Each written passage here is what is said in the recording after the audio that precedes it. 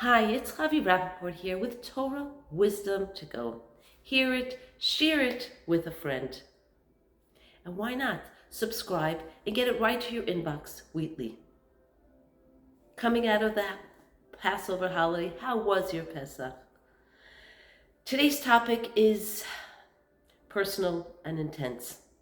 In the aftermath of the horrific murder of the D family, a mother and two beautiful daughters, we must band together as a Jewish family and introspect and see what can we infer from here in our personal conduct, in our unity as a Jewish nation, in that beautiful family we are. And this week's Torah portion, as always, really points us in the right direction. Tazria Metzorah, two Parshiot, two segments devoted to one topic, so crucial. The topic of tzoras, leprosy, loosely translated, because today we really don't have this illness because it isn't something physical. It came as a result of a misnomer. It was a spiritual disease. If a person slandered, spoke ill of another Jew, that's what was the reaction. They were stricken with leprosy. First, it came to the house. Maybe a subtle reminder, indicator, watch out, think about what you're saying. The house was closed down for a week. The Kohen had seen that red blotch on the wall. Person was given a chance to introspect, make amends. If that wasn't enough, it came a little closer to the clothing. And again, 7-day wait period. Give the person a chance to reevaluate. And if that didn't prove enough of a reminder, it went closest onto the person's body. You know, as humans in the highest tier of creation, wouldn't you think that we'd be called Balei Sechel, people of intellect, wisdom? Isn't that what puts us above all the other aspects of creation? Domain, someach, chai, inanimate, vegetative, the animal kingdom. But no, we're called Midaber, the ambassadors of speech. Speech is really at the helm of everything. We create or we destroy so much with our speech. Hashem created the world with Asara Ma'amarot, 10 utterances of speech. Haven't you ever had an experience where you said something kind to somebody?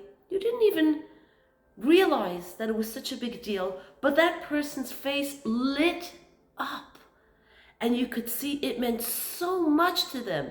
It was so invigorating, meaningful. And by the same token, haven't you ever had this maybe inadvertent slip of the tongue and suddenly you see that flower close up, a sullen, withdrawn face? Hachayim v'hamavet biyad halashon. Life and death are in the hands of the tongue. And that's what this week's portion wants us to be aware of. So a person who has committed this evil thing of talking bad of another person, think about it. How many times a day do we fall prey to this? And yet the Torah was so scrupulous in trying to eradicate it, and we're going to see just how. So the person, after all was said and done, it was excommunicated from everybody because slandering somebody really does just that, removes them from other people when they hear, that negativity. So the person has to bring 2 birds, not a pigeon or a dove as usual, 2 birds. Why? Because birds are always chirping, chit-chat. That's what the person is doing. Just chatting about other people senselessly. And 2 birds are brought. One is slaughtered and one is set free. If you're capturing a bird, why are you setting it free? What's the purpose in capturing it in the first place? And here's an incredible insight. There are two aspects to this, and the Torah always wants to elevate us to a higher, more sensitive place. So listen to this, it's incredible.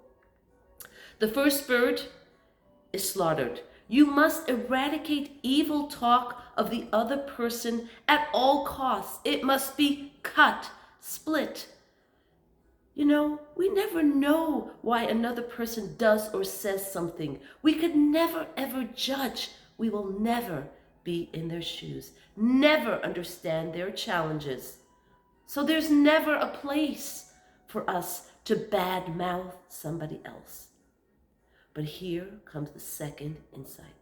The Torah tells us you are held accountable, not only when you speak negatively of somebody, of course, but if you have an opportunity to lift somebody up with kind words, with a compliment that is genuine, that is earned, and you withheld, you are liable. We are here to help each other grow. When we say a kind word, when we actualize, that's what we do. We actualize that greatness. We give it the power to be, to blossom. And so the Torah tells us you have that obligation. It's twofold. Don't speak evil and create more and more goodness in reality by your uplifting words. You know, every day we say six remembrances, shesh zechirot, and one of them is remember what happened to Miriam, because she spoke, so to speak, evil of Moshe. She didn't speak evil. She just, while Moshe was standing there, said, why do you separate from your wife? Hashem speaks to you, he speaks to me too. And Hashem was very displeased. Because though Moshe had done nothing wrong, it wasn't a positive exchange. And Moshe was standing right there. Moshe didn't suffer, so to speak, from what she said. The most important thing is when we slander somebody, we are the ones who suffer. We're bringing negativity into ourselves and we're stooping to such a low level. Metzorah, motzi shem ra. A leper, one who's been struck with sora'at, is one who has allowed evil words to escape his lips, the same root words. And listen to this. Nega, the affliction. Oneg, pleasure, ultimate pleasure. The same words in different order. First of all, let's never have oneg, pleasure, in nega, in causing somebody affliction. God forbid.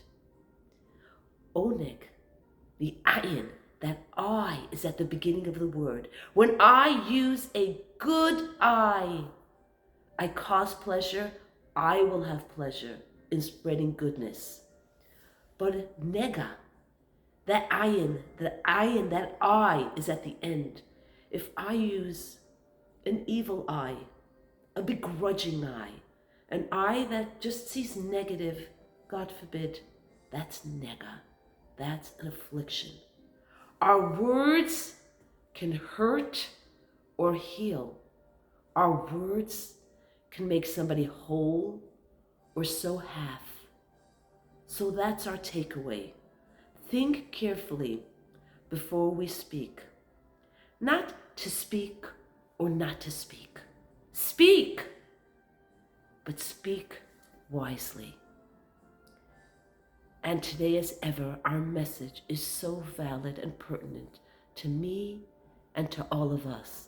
Let's clear the air. Let's burst energy of goodness in the air through our speech and bring about the final redemption.